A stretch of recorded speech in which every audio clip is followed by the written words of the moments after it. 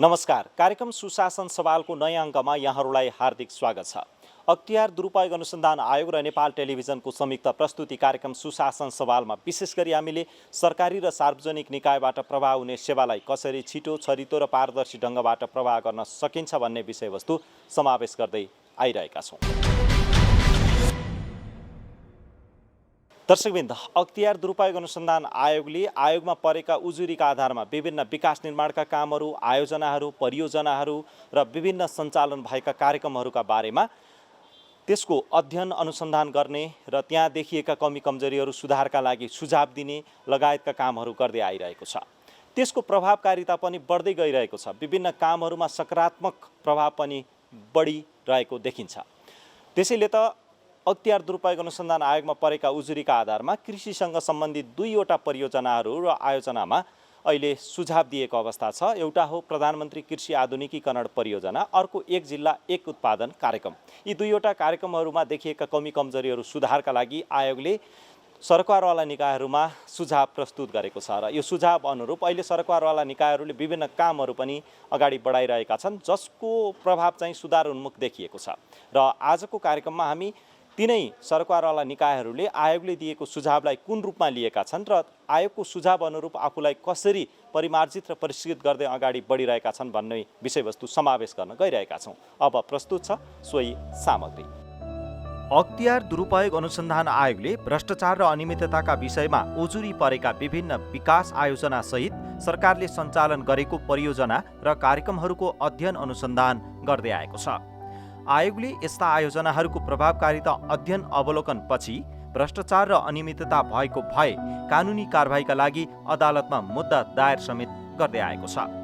केही आयोजना र कार्यक्रमहरूमा देखिएका कमी कमजोरी सुधारका लागि आयोगले सुझाव समेत प्रस्तुत गर्दै आएको छ। यसै मध्येका प्रधानमन्त्री कृषि आधुनिकीकरण परियोजना र नेपाल सरकारको अनुदान सहयोगमा सार्वजनिक निजी साझेदारी अवधारणा अन्तर्गत सञ्चालित एक जिल्ला एक उत्पादन कार्यक्रम रहेका छन्। आयोगमा परेको उजुरीका आधारमा आयोगले गरेको अनुसन्धान र प्राप्त तथ्यहरूलाई हेर्दा प्रधानमन्त्री कृषि आधुनिकीकरण परियोजना र एक जिल्ला एक उत्पादन कार्यक्रमको प्रभावकारिता सन्तोषजनक नपाइएको आयोगले सार्वजनिक गरेको अध्ययन प्रतिवेदनमा उल्लेख छ। प्रधानमन्त्री कृषि आधुनिकीकरण परियोजनामा देखिएका अनियमितताका विषयमा सुधार गर्नुपर्ने विषय सहित 12 बुँदे सुझाव दिएको आयोगले एक जिल्ला एक उत्पादन कार्यक्रममा पनि धेरै त्रुटि रहेको भन्दै यी कार्यक्रमहरू सञ्चालन गर्ने नेपाल सरकार, कृषि तथा पशुपन्छी विकास मन्त्रालय र सरकारवाला निकायलाई सुधारका लागि सुझाव दिएको छ। आयोगले दिएका सुझावहरूलाई आत्मसात गर्दै आवश्यक सुधार र कारबाहीका लागि प्रक्रिया अगाडि बढाएको कृषि तथा पशुपन्छी विकास मन्त्रालयले जानकारी दिएको छ। एक जिल्ला एक उत्पादन ओडिएपी, वान डिस्ट्रिक्ट वान प्रडक्टको उसमा चाहिँ त्यसमा महालेखा परीक्षकले पनि औँल्याएको थियो र त्यसलाई पनि टेकेर अनि फर्दर चाहिँ अनुसन्धान गर्ने क्रममा चाहिँ अख्तियार दुरुपयोग अनुसन्धान आयोगले पनि यसमा चाहिँ खोजी नीति गरेको सन्दर्भमा हामीले यसको सवालमा चाहिँ हामीले नेपाल उद्योग वाणिज्य महासङ्घलाई पत्रचार गरेका छौँ र यससँग सम्बन्धित केही चाहिँ तथ्य सत्य बुझ्ने पनि हाम्रो चाहिँ आफ्नो प्रणाली मार्फत चाहिँ त्यसको सूचनाहरू सङ्कलन गर्ने र केही व्यक्तिहरूसँग चाहिँ परामर्श, उहाँहरूको चाहिँ व्यक्तिगत चाहिँ अन्तर्वार्ताबाट पनि हामीले सूचना सङ्कलन गर्ने काम चाहिँ गरिरहेछौँ यसको चाहिँ पाटोमा। र प्रधानमन्त्री कृषि आधुनिकीकरण परियोजनाको केसमा चाहिँ हाम्रो अन्तर्गतकै एउटा चाहिँ टोटल्ली चाहिँ एउटा सबभन्दा ठुलो प्रोजेक्ट आयोजना पनि भएको र यो चाहिँ रूपान्तरण आयोजना यो कृषिको सबभन्दा ठुलो कार्यक्रम पनि हो। अब यसमा चाहिँ विशेष गरेर चाहिँ कोल्ड स्टोरेज निर्माणमा चाहिँ 12वटा जति बुँदामा चाहिँ सुझाव अख्तियार दुरुपयोग अनुसन्धान आयोगले दिएको। 4वटा मध्ये 3वटाको चाहिँ अब तीनवटा अहिले निर्माणको क्रममा छ। निर्माणको क्रममा भएको र एउटा प्रोजेक्टलाई चाहिँ हामीले आइई चाहिँ नगरेको पाइएको हुनाले आइई त्यो हाम्रो चाहिँ वातावरण संरक्षण ऐनलाई टेकेर हामीले उसलाई जरिवाना पनि गऱ्यौँ र जरिवाना उसले तिरिसकेपछि हामीले आइई चाहिँ त्यसपछि परिमार्जित आइई स्वीकृत गऱ्यौँ र उहाँहरूलाई कार्यान्वयनको लागि पठाएका छौँ। केही सुझावहरू चाहिँ कारबाही गर्ने कुराहरू छ त्यसमा। त्यो चाहिँ बढी रकम उपलब्ध गराएको होइन, अब पेस्कीहरू चाहिँ उपलब्ध गराएको भन्ने छ। अब त्यसमा चाहिँ नियमअनुसार चाहिँ के कति गरेको कसले गरेको त्यो पनि हामीले मागेका छौँ। त्यसपछि हामीले चाहिँ कानुनअनुसारको कारबाही गर्ने कुराहरू पनि हाम्रो चाहिँ छ। र नीतिगत रूपमा चाहिँ अब हामीले चाहिँ अब नीतिगत कुरामा हेर्दाखेरि प्रधानमन्त्री कृषि आधुनिकीकरण परियोजनालाई चाहिँ यसपालिको अब नीति तथा कार्यक्रममा पनि यसलाई चाहिँ अलि परिमार्जन गर्ने, यसको पुनः संरचना गर्ने भन्ने छ।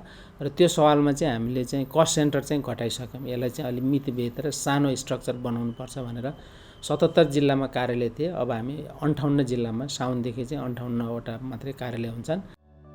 आयोगले सार्वजनिक गरेको प्रतिवेदनमा राज्यले शीत भण्डार गृह निर्माणका लागि अनुदान व्यवस्था गरेको भए पनि शीत भण्डार गृहको सञ्चालन मोडालिटी स्पष्ट नभएको, त्यसबाट राज्यले पाउने प्रतिफलको बारेमा सम्झौतामा केही उल्लेख नभएको, अनुदान दिँदा शीत भण्डार गृहको अलावा अन्य निर्माण कार्यहरूलाई पनि अनुदान दिएको, कार्यविधि बनाउँदा राज्यको अनुकूल भन्दा पनि व्यक्तिगत फाइदाका लागि पटक पटक संशोधन गरेको उल्लेख छ। अख्तियारले विभिन्न इस्युहरू, विभिन्न क्षेत्रका कुराहरू उठाएर यसको बारेमा छानबिन गरिरहेको थियो। तबसम्म हामी अब अख्तियारको प्रतिवेदनहरू हेरौँ के आउँछ, त्यसपछि हामी अगाडि बढ्नु पर्ला भनिसकेपछि यो लकडाउनभन्दा केही अगाडि चाहिँ मन्त्रालय हुँदै हामीमा लकडाउनको ठ्याक्कै मुखमा यो प्रतिवेदन हाम्रो हातमा आइपुगेको छ। हजुर, प्रतिवेदन अख्तियार अनुसन्धानबाट चाहिँ हाम्रो मन्त्रालयलाई चाहिँ लेखिएको हो। मन्त्रालयबाट हाम्रोमा आइपुग्दाखेरि त्यही चैतको 9 गते हाम्रोमा यहाँ आइपुग्यो त्यो पत्र। र त्यो पत्र आइसकेपछि मैले त्यो पत्र त्यसपछि लकडाउन भइहाल्यो ठ्याक्कै, बिचमा केही गर्न सकिएन, अफिस पनि खुलेन केही समय। अनि आइसकेपछि अनि त्यसका सबै अख्तियारले लेखेका सबै बुँदाहरूलाई मध्यनजर गरेर प्लस हाम्रो अडिट पनि भइसकेको थियो त्यही सन्दर्भमा, त्यही बिचमा। अनि अडिट रिपोर्टहरू यो सबैलाई मध्यनजर गरेर ल यो कुराहरूको लागि कतिपय कुराहरू मेरो लेभलबाट एग्रिमेन्ट भइसकेपछि मैले नै त्यो एग्रिमेन्ट अथवा त्यो सम्झौतालाई चाहिँ उल्लङ्घन गर्न त मिल्दैन होइन। त्यो भएको हुनाले कि त दुई पक्ष समझदारी हुनु पर्यो उल्लङ्घन गर्नलाई, होइन भने त त्योभन्दा माथिल्लो निकाय हाम्रो मन्त्रालय छ, मन्त्रालयले हामीलाई स्पष्ट मार्गनिर्देशन गर्नु पर्यो भन्ने हिसाबले मैले मन्त्रालयलाई सबै कुराहरू उल्लेख गरेर मन्त्रालयमा यस सन्दर्भमा आवश्यक मार्गनिर्देशन हुन भनेर मैले लेखेँ। लेखिसकेपछि मन्त्रालयले हिजो पठाएँ भन्नुभएको छ। आज मैले यहाँ हेरेँ मन्त्रालयबाट चाहिँ केही बुँदाहरूलाई उल्लेख गरेर त्यो त्यहाँबाट कार्यान्वयन हुने भन्ने किसिमको कुराहरू लेखेर आएको छ।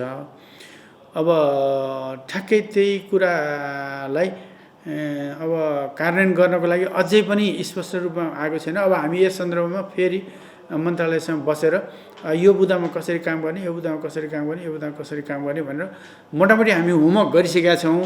खालि अब त्यसमा मन्त्रालयसँग बसेर ठ्याक्क समझदारी गर्न चाहिँ बाँकी छ। अब यसलाई कार्यान्वयन गर्ने चरणमा छ। अब कार्यान्वयन गर्न पनि कतिपय कुराहरू फेरि अलिकति अप्ठ्यारो पनि मलाई लागिरहेछ। जस्तो अब हामीले एक चरणमा सम्झौता गरेर दिइसक्यौँ उहाँहरूलाई, तिमीलाई हामी 10 करोड दिन्छौँ अथवा 11 करोड दिन्छौँ भनेर हामीले बोलिसक्यौँ। उहाँले त्यो अनुसारको काम पनि गरेर चाहिँ कतिपय काम पनि सम्पन्न गरेर अहिले चालु पनि भइसकेको अवस्था छ। परियोजना र कार्यक्रम सञ्चालनका क्रममा देखिएका कमी कमजोरी औल्याउँदै आयोगले दिएको सुझावलाई नीतिगत र कार्यगत रूपमा सुधार गर्नुपर्ने कुराहरूको पहिचान गरी काम अगाडि बढाइसकिएको कृषि तथा पशुपन्छी विकास मन्त्रालयले जनाएको छ। अब हाम्रो प्रधानमन्त्री कृषि आधुनिकीकरण परियोजनाले 2टा आर्थिक वर्षमा जुन कोल्ड स्टोरेज निर्माणको लागि विभिन्न निजी कम्पनीहरूलाई जुन अनुदान दिएको छ, त्यसको एउटा कार्यविधिमा टेकेर त्यो अनुदानहरू दिएको थियो। र त्यो अनुदानहरू दिने जुन प्रक्रिया त्यो दिँदाखेरि चाहिँ हामीले फलो गरेका विधि विधानहरू लगायतका कुराहरूमा अख्तियारले अध्ययन गरेर त्यस सम्बन्धी त्यो 12 बुँदाका सुझावहरू प्राप्त भएको हो मन्त्रालयलाई, त्यसलाई कार्यान्वयन गराउनु भन्ने हिसाबले।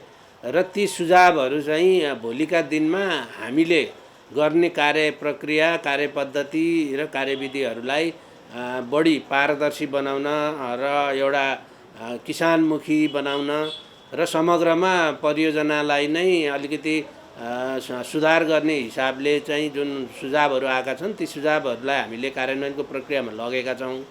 र त्यसका केही हिसाबले भन्दाखेरि जस्तै हाम्रो 6वटा त्यसरी आएका 6वटा जुन छनौट भएर आएका 6वटा कोल्ड स्टोरेजका प्रोजेक्टहरू थिए तिनीहरू कामै नगरी बसेको हुनाले तिनीहरूलाई त प्रधानमन्त्री आयोजनाले क्यान्सल गरेर त्यसको चाहिँ जुन रकमहरू थियो त्यो असुल गरिसकेको भन्ने खालका पनि आएका छन् र बाँकीको चाहिँ जुन खालका जुन सुझावहरू आएका छन् त्यसको भुक्तानी प्रक्रियाका हिसाबले अथवा त्यसको डिजाइनका हिसाबले त्यसमा गर्नुपर्ने सुधारका हिसाबले तिनीहरू चाहिँ अहिले त्यो कार्यान्वयनमा छन्।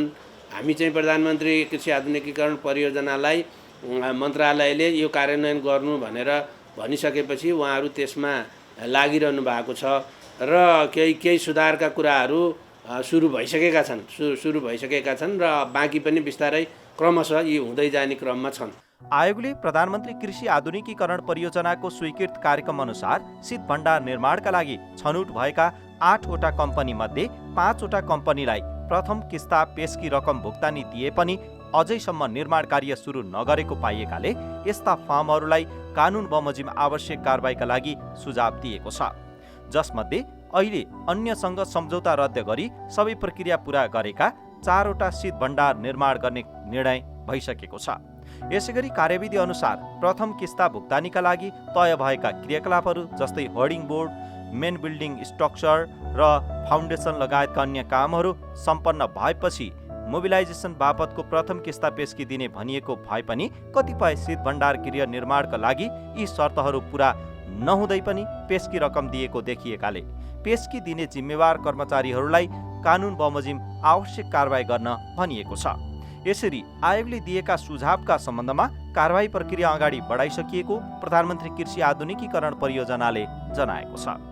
खरिद ऐनमा हेर्दाखेरि ब्याङ्क ग्यारेन्टी उसले लिएर आयो भने ब्याङ्क ग्यारेन्टी लिएर आइसकेपछि उसलाई हामीले काम सुरु गर्नको लागि पेशकी दिने व्यवस्था खरिद ऐनमा ल्याएको छ। अब यो खरिद ऐनमा होर्डिङ बोर्ड अथवा यो हुनुपर्छ भन्नुभन्दा पनि उसले अब काम सुरु गर्यो भनेपछि हामीले दिने हो। अब यो 4वटा जति कोल्ड स्टोरको सायद त्यहाँ कुरो हो, त्यो सबैले पेशकी पनि लगेको छैन, सबै लगाएको छैन। त्यो उहाँहरूले लगेको पेशकी काम गरि नै हाल्नुभयो, नगरेको हामीले अहिले पेशकी असुल उपर गरिकन त्यसलाई चाहिँ हामीले अब अहिले हाम्रो नेपाल सरकारको खातामा पैसा ल्याइसकेका छौँ।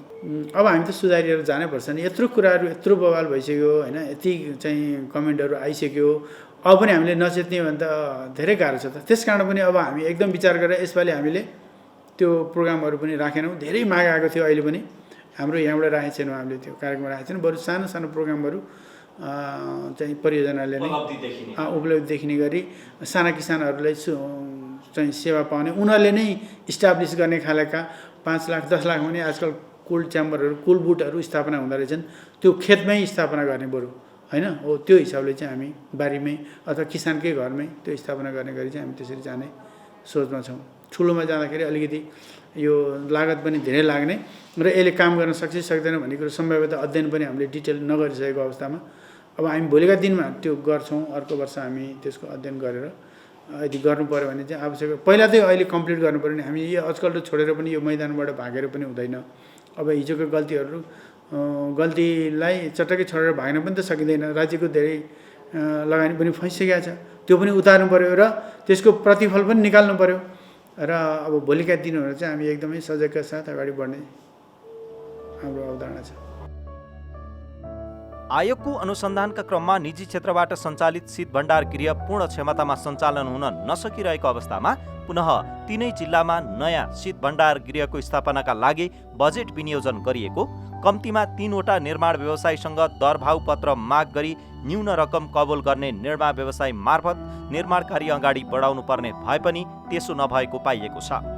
आयोजनाले यसबारेमा आफ्नो कमी कमजोरी स्वीकार गर्दै आयोगको सुझाव बमोजिम काम अगाडि बढाउने प्रतिबद्धता जनाएको छ। यसको बारेमा राम्रोसँग सर्वे भएर कहाँ नेपालभरि कोल्ड स्टोर छन्, उनीहरू कसरी चलिरहेछन् र अब कहाँ आवश्यकता हो भन्ने हिसाबले अलिकति रिसर्च जस्तो टाइपको सर्वे गरेर अनि यो ठाउँमा कोल्ड स्टोर आवश्यक छ, यहाँ बन्नुपर्छ, यस्तो किसिमको कुनै अब तरकारीको लागि होला, कुनै मासुको लागि होला, कुनै माछाको लागि होला, कुनै फलफुलको लागि होला, त्यो हिसाबले वास्तवमा अलिकति गर्नुपर्थ्यो। त्यो चाहिँ अलिकति गर्न नसकेको हो कि त्यसरी जस्तो अहिले हामीले फिलिङ गरिरहेछौँ। यो अख्तियारले यो कुराहरू उठाइसकेपछि पनि अब बनि नै सक्यो, सम्झौता नै भइसक्यो भने अब यसलाई कसरी बेटर गर्न सकिन्छ, राम्रो गर्न सकिन्छ, त्यही नै होला कुरो जस्तो लाग्छ मलाई त। अब यो गर्नुपर्ने थियो, सही कुरा हो, यो उठाएको कुरा सही छ। अब सम्झौता गरेर कुनै सम्पन्न भइसक्यो, कुनै अब आधा अवस्थामा पुगेका छन् भनेदेखि अब यिनीहरूलाई चटक्क छोडेर हामी भाग्न त सक्दैनौँ नि। त्यसमा गल्ती चाहिँ कसको त? त्यहाँ नगराएको भए, अर्को ठाउँमा गराएको भए त त्यो क्षेत्रकाले, अर्को नयाँ क्षेत्रकाले सेवा पाउँथ्यो होला। त्यहाँ त निजीले नै अझै काम पाइराखेको अवस्था थिएन होइन। अब हाम्रै गल्ती। ठाउँमा त हजुरलाई पनि भनौँ, सरकारले निर्माण गरेको शीत भण्डारमा निजीमा चाहिँ भन्दा भाडा बढी छ भनेर पनि आइरहेको छ अहिले। त्यो भाडाको क्यालकुलेसन गर्दा निजीमा भन्दा भाडा चाहिँ अब हाम्रो तर्फबाट त एउटा मात्रै अहिले कम्प्लिट भएको छ नुवाकोटमा। तर त्यहाँ दर त अब तय हुँदै जान्छ। दर चाहिँ अब हामी फरक गरेका छैनौँ, हामीले रेट दिएका छैनौँ। अब अरू आयोजनाले अथवा अरूले गरेको प्रोजेक्टको कुरा होला जस्तो लाग्यो मलाई त्यो होइन। वास्तवमा अघि तपाईँले भनेपछि अब गल्ती कसको भन्दा त वास्तवमा जिम्मेवारी त हामीले लिनुपर्छ यो विषयमा त। किनभने हामीले नै अवार्ड गरे हो भनेपछि त राम्रोसँग होमवर्क गर्न सकेनौँ भन्नु पर्यो। अब यो लुकाएर लोक्ने कुरा पनि होइन यो। प्रधानमन्त्री कृषि आधुनिकीकरण परियोजना लगायत अन्य वैदेशिक लगानीमा सञ्चालित आयोजनाहरू, प्रदेश मन्त्रालयहरू, स्थानीय निकायहरूले समेत सम्भाव्यता अध्ययन बिना नयाँ शीत भण्डार गृह निर्माणमा अनुदान दिनुभन्दा उत्पादनमूलक कार्यमा लगानी गर्नुपर्ने र आगामी दिनहरूमा कृषि उपजहरू उत्पादन र खपतको आधारमा विभिन्न क्षमताका शीत भण्डार निर्माण गर्न स्थानीय निकाय, प्रदेश सरकार र सङ्घीय सरकारबीच सहकार्य र प्रभावकारी समन्वय सुनिश्चित गर्ने सुझाव दिएको छ। आयोगमा परेका विभिन्न उजुरीहरूका आधारमा आयोगले अनुसन्धान गरेको अर्को कार्यक्रम हो एक जिल्ला एक उत्पादन कार्यक्रम। अनुसन्धानपछि आयोगले सार्वजनिक गरेको प्रतिवेदनमा एक जिल्ला एक उत्पादन कार्यक्रमका अधिकांश उद्योगहरू सम्झौताको अवधि समाप्त भइसक्दा पनि सञ्चालनमा नआएको उल्लेख छ। आयोगले सार्वजनिक गरेको प्रतिवेदनमा अधिकांश उद्योगहरू सम्भाव्यता अध्ययन बिना नै छनौट गरिएको उद्योगहरू स्थापना गर्न खाद्य प्रविधि तथा गुण नियन्त्रण विभागबाट अनुमति नलिएको र वातावरणीय प्रभाव मूल्याङ्कन नभएको लगायतका व्यवस्थापकीय र कानुनी प्रक्रिया नमिलाइएको देखिएको छ। एक जिल्ला एक उत्पादन कार्यक्रमको प्रमुख तालुक निकाय कृषि विकास मन्त्रालयले पनि कार्यक्रम सञ्चालनमा पर्याप्त ध्यान नदिएको देखिएको आयोगको प्रतिवेदनमा उल्लेख छ। यस सम्बन्धमा कृषि विकास मन्त्रालयले आफूहरूको गम्भीर ध्यानाकर्षण भएको जनाएको छ। त्यो एक गाउँ एक उत्पादन कार्यक्रम चाहिँ खासमा हामीले सरकारी निजी सहकार्यमा उद्योग कृषिजन्य उद्योगहरूको विकास र प्रवर्धनको लागि भनेर सुरु गरेका थियौँ। अब त्यसमा चाहिँ अब उद्योग वाणिज्य सङ्घ, किसानको र त्यसमा चाहिँ जिल्लाको उद्योग वाणिज्य सङ्घ लगायतको चाहिँ सहभागितामा नेपाल सरकारको 50% रहने र अरूको 50% रहने हिसाबले सुरु गरे हो। र त्यो सुरु गर्ने क्रममा चाहिँ विभिन्न जिल्लाहरूमा जिल्ला उद्योग वाणिज्य सङ्घ मार्फत र हाम्रा जिल्ला कृषि विकास कार्यालयहरू मार्फत यी कार्यक्रमहरू सञ्चालन भएका हुन्। र त्यो हुने क्रममा चाहिँ अब कृषि विकास मन्त्रालय स्वत अब हामी 50% लगानी गरे हुनाले राज्यले हाम्रो जिम्मेवारी बढी नै थियो र धेरै ठाउँहरूमा तिनीहरू ठिकै रूपमा पनि कार्यान्वयन भए। केही कृषिजन्य उद्योग स्थापना भए, चलिरह पनि छन्। केही स्थापना भएका चाहिँ केही समस्याहरू काहीँ त्यसको उत्पादन पुगेन, काहीँ अरू केही कुराहरूले राम्रोसँग चल्न सकेनन् भन्ने कुराहरू चाहिँ त्यो सुझावहरूमा पनि आएको छ। र कृषि विकास मन्त्रालयले यहाँ हामी कहाँ कृषि व्यवसाय प्रवर्धन शाखा भन्ने थियो त्यति बेला, र त्यो शाखाले यो सबै कामको समन्वय गर्थ्यो र जिल्ला कृषि विकास कार्यालय र जिल्ला उद्योग वाणिज्य सङ्घहरूसँग समन्वयको कामहरू पनि तिनीहरूले गर्थ्यो। त्यो नगरिएको भन्ने नै त होइन, तर अब सम्भवतः अब हामीले जति गर्न सक्नु पर्थ्यो त्यति नपुगेकै कारणले यसमा चाहिँ केही कमी कमजोरी देखिए। केही उद्योगहरू हामीले चाहेर पनि सञ्चालन हुन नसकेको अवस्था छ र केही कुराहरूमा चाहिँ त्यहाँ अन्य कुराहरू प्रक्रियागत हिसाबले अथवा अन्य केही कमी कमजोरी भएका कुराहरू सुझावहरू आएका छन्।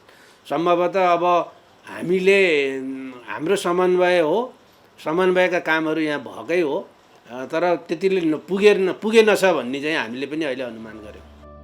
सम्पूर्ण पूर्वाधार तयार भई कच्चा पदार्थको अभावमा सञ्चालन हुन नसकेका उद्योगहरूलाई सञ्चालन गर्न स्थानीय प्रदेश र सङ्घको सहकार्यमा ती बाली वस्तुहरूको उत्पादन बढाउन विभिन्न कार्यक्रमहरू सञ्चालन गर्न कृषि तथा पशुपन्छी विकास मन्त्रालयले पहल गर्न आयोगले सुझाव दिएको छ।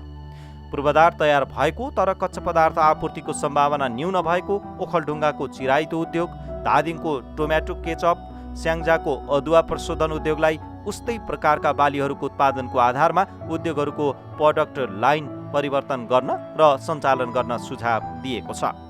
पूर्वाधार तयार पनि नभएको उद्योग सञ्चालन भन्दा पनि गलत नियतले अनुदान लिनका लागि खोलेका उद्योगहरूको सन्दर्भमा त्यस्ता उद्यमीसँग कृषि तथा पशुपन्छी विकास मन्त्रालयले रकम असुली प्रक्रिया अगाडि बढाउने सुझावलाई पनि मन्त्रालयले कार्यान्वयनमा अगाडि बढाएको बताएको छ। यसको ठ्याक्कै अब यो उद्योगहरूले चाहिँ अब गलत नियतले लिएको भनेर भन्न सक्ने अवस्था त अहिले छैन जस्तो लाग्छ मलाई। त्यसको बारेमा त्यति डिटेल अध्ययन त मैले गरेको छैन होइन। तर के भने अब जुन एउटा प्रक्रियागत रूपमा छनौट भएर आइसकेका उद्योगहरू छन्, अब ती उद्योगहरू सञ्चालन गर्न सकेको भए, सञ्चालन गर्न पाएको भए त्यसले कृषिजन्य हाम्रा कृषि वस्तुहरूको प्रशोधनलाई ठुलो योगदान दिन्थ्यो होला। केही उद्योगहरू जसरी चाहेको थियो त्यसरी सञ्चालन भएन भन्ने कुराहरू त रिपोर्टमा आएकै छ, अध्ययनगत रिपोर्टमा। त्यसो भएको हुँदाखेरि अब यो गलत नियतै थियो कि थिएन भन्ने कुराकै हिसाबले चाहिँ मन्त्रालयले अध्ययन गरे जस्तो लागेको छैन। यस कार्यक्रम अन्तर्गत सञ्चालन गरिएका उद्योगहरूमा एक जिल्ला एक उत्पादन कार्यक्रम सञ्चालन निर्देशिका बमोजिम नेपाल उद्योग वाणिज्य महासङ्घको कन्ट्रिब्युसन के कति हुनुपर्ने हो यकिन गरी पुरा गर्न लगाउने आयोगको सुझावलाई पनि कृषि तथा पशुपन्छी विकास मन्त्रालयले मिलाउने प्रतिबद्धता जनाएको छ। यसमा चाहिँ उद्योग स्थापना गर्दाखेरि मन्त्रालयको 50% हो, उद्योग वाणिज्य सङ्घको सम्भवतः 30% जस्तो लाग्छ। त्यसपछि किसानको र जिल्ला उद्योग वाणिज्य सङ्घको अघि मैले भने त्यो खालका कुराहरू छन् र त्यो जुन प्रोजेक्ट डकुमेन्ट बन्छ त्यो प्रोजेक्ट डकुमेन्टमै ती कुरा उल्लेख भएको हुन्छ। मन्त्रालयले कुन कुन पार्टमा खर्च गर्ने, उद्योग वाणिज्य सङ्घले कुन कुन पार्टमा गर्ने, अरूले कुन कुन पार्टमा गर्ने भन्ने र त्यो पार्ट अनुसार खर्च भयो कि भएन भन्ने कुरा चाहिँ हाम्रो त्यसको भुक्तानी दिँदाखेरि एउटा अनुगमन टिमले अनुगमन गरेर भुक्तानी दिँदाखेरि त्यो पार्टहरू हेरेको हुन्छ र त्यो पार्टहरू चाहिँ अब हेर्दाखेरि चाहिँ अब मन्त्रालयले दिने अनुदानको पाटो केमा खर्च भयो, उद्योग वाणिज्य सङ्घको पाटो केमा खर्च भयो भन्ने कुराहरू चाहिँ त्यसरी आउने हो। सम्भवतः त्यो भुक्तानी भएका जति पनि आयोजनाहरू छन् त्यसमा हेरिएको होला भन्ने मलाई लाग्छ र हेरिएको छैन अथवा त्यो कमी कमजोरी छ भन्ने खालका कुराहरू चाहिँ त्यस्तो लाग्दैन। तर अब त्यो अझै हामीले चाहिँ अब उद्योग वाणिज्य सङ्घ महासङ्घसँग अब यसका सम्बन्धी विभिन्न कागजातहरूको बारेमा पनि मागेर जुन त्यसका डिटेलिङहरू हेर्न मन्त्रालयले हेर्न चाहिरहेको हुनाले त्यसमा चाहिँ यसको थप डिटेल आउला र यो विषय चाहिँ थप निर्गोल भएर जाला भन्ने लाग्छ। आयोगले कृषि तथा पशुपन्छी विकास मन्त्रालयले यस कार्यक्रम अन्तर्गत सञ्चालित सम्पूर्ण उद्योगहरूको हालको अवस्थाका सम्बन्धमा सरकारवाला पक्ष समेतको सहभागितामा ओभरअल रिभ्यू गर्ने र सार्वजनिक निजी साझेदारीमा सञ्चालन हुने यस्ता कार्यक्रमहरूको योजना तर्जुमा, सोको स्वीकृति, कार्यक्रम तथा क्रियाकलापहरूको नियमित अनुगमन तथा मूल्याङ्कनको मेकानिजम स्पष्ट र पारदर्शी बनाउने सुझाव पनि दिएको छ।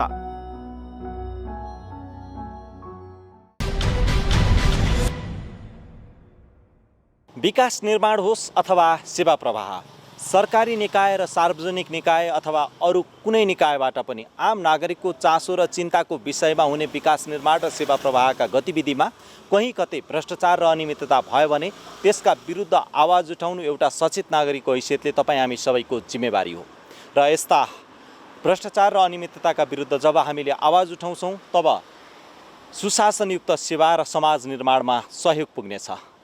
हवस् त, यो कार्यक्रम तपाईँ नेपाल टेलिभिजनको वेबसाइट www.ntv.org.np र त्यस्तै गरी नेपाल टेलिभिजनको मोबाइल एप्स र त्यस्तै गरी अख्तियार दुरुपयोग अनुसन्धान आयोगको फेसबुक पेज र अख्तियार दुरुपयोग अनुसन्धान आयोगको युट्युब च्यानल र वेबसाइटमा पनि हेर्न सक्नुहुन्छ भन्दै अर्को सातासम्मका लागि हामी सबैलाई बिदा दिनुहोस्। नमस्कार।